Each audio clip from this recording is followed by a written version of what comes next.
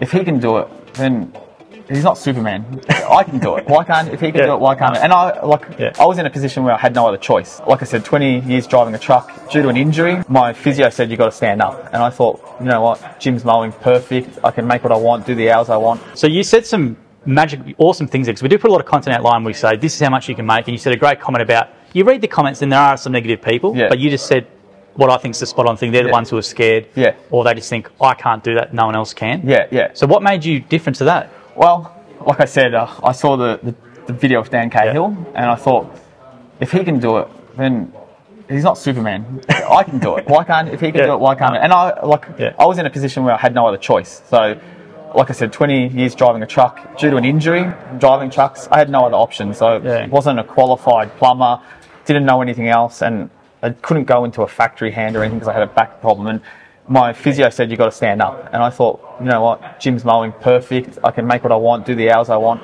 And yeah, I'm happy I saw that social media, because I would have never joined otherwise. I was going to say, because you mentioned a great thing is that people just have that, it can be scary, right, doing what you're doing. What you do is a scary thing, right? It's going, right, I'm going to do this, I'm going to trust this, and I'm going to do it. So what was it for you? Was it just that you had to do it? Was it a financial motivation? Or was it something where I saw that guy and think, I can do that as well? Well, what was it? Well, realistically, due to my back injury, couldn't do the occupation I'd done my whole life, and had no other choices, and I needed a mortgage, wife, kids at home. My wife doesn't work. I had no other choice, and luckily, like I said, I saw the YouTubes, I saw the TikToks, but I still wasn't 100% a believer.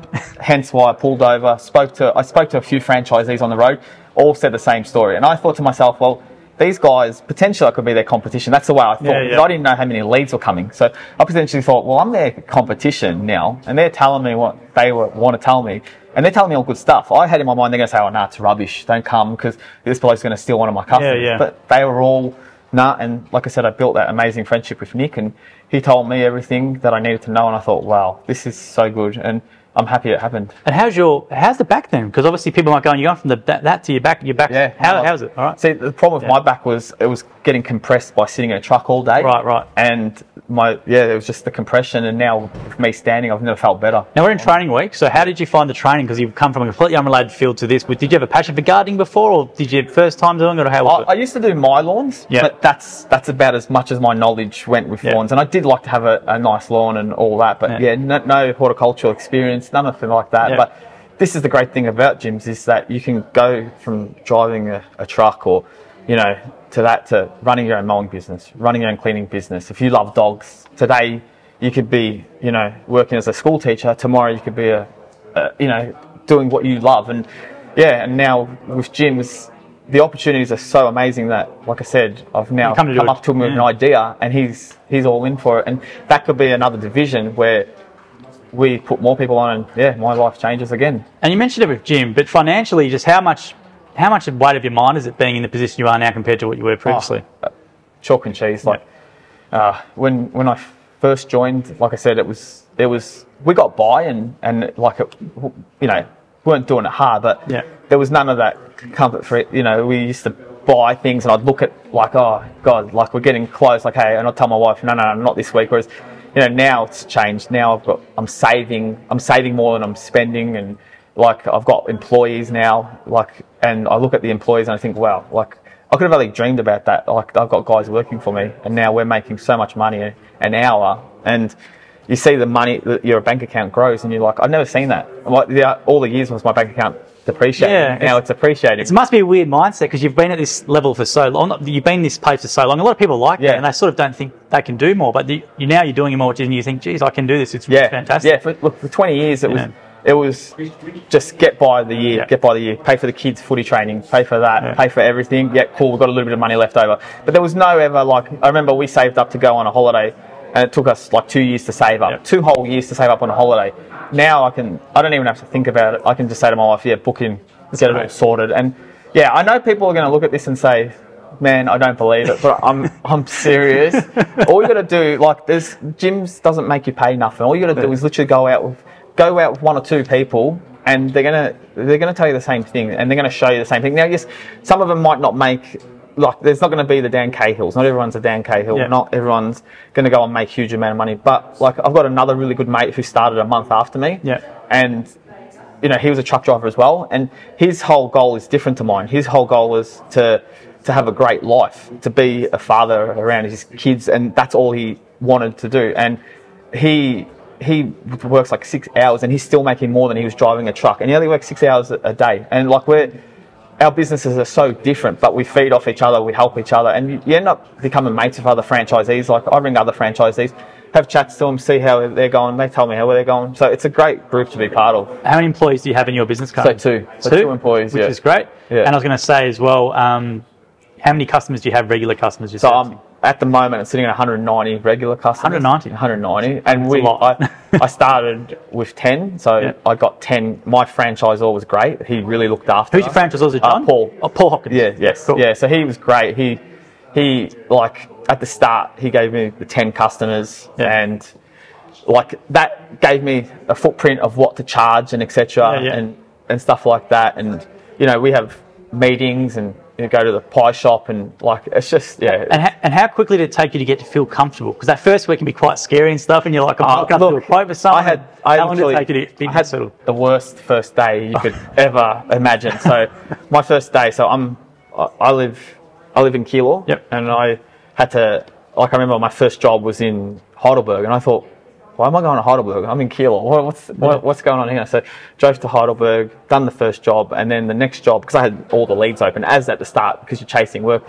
Second job was in Broadmeadows. So I went from Heidelberg to Broadmeadows, and I remember we had to park on a main road because there was no parking, and I thought, oh wow, okay. So I put my hazards on, and because I was all fresh and I was flustered, I spoke to the customer. He goes, I'm not home, just get the job done, and I'll be home in an hour and a half. And I said, and it was a clean up, and I thought, that's all right, I'll be here for about 2 hours, perfect. So I mowed the whole property, done it all good, looked amazing. I was so happy with myself. I'm taking photos, and he comes and he goes, what are you doing? And I said, and he introduced himself, and I said, I've just done your job. And he goes, mate, my house is next door. And I thought, oh no. So because I was so anxious, because the letterbox shared the same house, and he was like on there, and because I'd done the wrong property, and I thought, oh no. So I went and done his property, because I was at that same property for 4 hours. My car battery had died because the hazards were on. Bloody hell. And I thought to myself, what have I done? I've done the worst mistake of my life. So for the first day, I made like, I think $150, and I thought, wow, this is horrible. I thought, and I remember driving home so angry, so frustrated. I thought, this is crap, And then literally within a month, the leads were coming, and I just got super comfortable. And then, now, like I said, 190 regulars. And that's the crazy thing, is that 190 is not just your residential. I've got factories, I've got big commercial sites. I look after Quest Apartments. I look after an aquatic centre.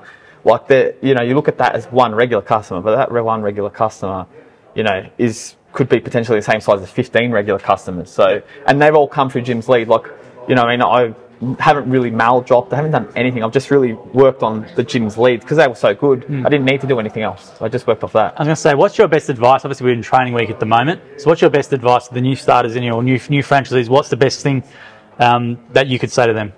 I reckon two things. One would be try to get like a friendship group. So to build, like I said, I've got 2 or 3 mates, which we are all in Jim's Mowing, and we speak daily. And that way you can, hey, like if you're feeling frustrated, you can tell them about what you're frustrated about, and they can calm you down. Nah, don't worry about it. I dealt with this guy. Oh, okay, that's cool. So you can brainstorm issues and you can get it sorted. That would be, I think, the thing that made my business grow the quickest, was because you can, what are you doing to get your customers? What did you do? Oh, I done this. Oh, shit. Why didn't I think of that? So yeah, I think building like a group is a great thing. And then the second thing is just go at it. Like, don't be scared. Like I remember when I got I didn't want hedging on because I was nervous. I thought, I can't hedge.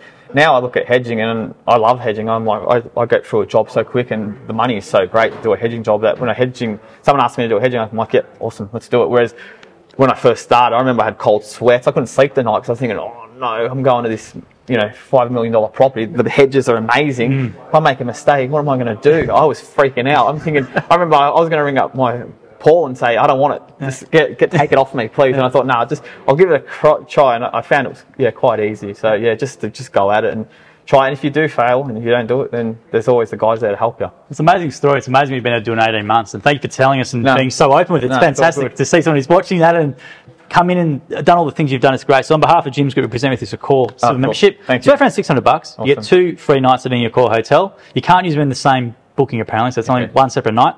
But it's worth around $600. Girls with that to you on our email system as well. All right, awesome. Thank you for your time today. Thank you. Lovely to meet you. It's a great story. And if you want to join the Jim's family, call 131 546 or head to jims.net or jimsmowing.com.au.